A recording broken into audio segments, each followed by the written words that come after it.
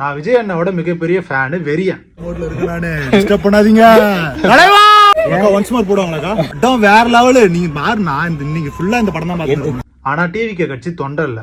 ஆனா டிவிகே கட்சியோட தொண்டைன்னு சொல்லிட்டு நிறைய பேர், முக்கியமா இந்த மாதிரி ஆட்கள் ரொம்ப கேவலமான விஷயத்த பண்ணிட்டு இருக்காங்க.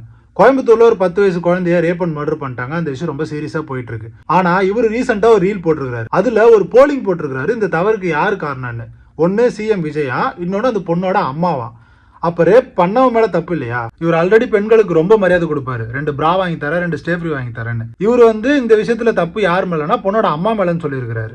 இந்த விஷயத்துல தப்பு சிஎம் மேலேயும் கிடையாது, பொண்ணோட அம்மா மேலேயும் கிடையாது. தப்பு பண்ணவன் மேல. சிஎம் எல்லாரும் கேள்வி கேட்க தான் செய்வாங்க, எல்லாருக்கும் பாதுகாப்பு கொடுக்கணும்னு சொல்லதான் செய்வாங்க, தப்பு பண்ணவனுக்கு தண்டனை எங்கன்னு கேட்க தான் செய்வாங்க. அதுக்கு பதில் சொல்லாம தப்ப வேற ஆள் மேல போட்டா அந்த குற்றவாளி சாதமா போகுதுன்னு உங்களுக்கு தெரியலையா?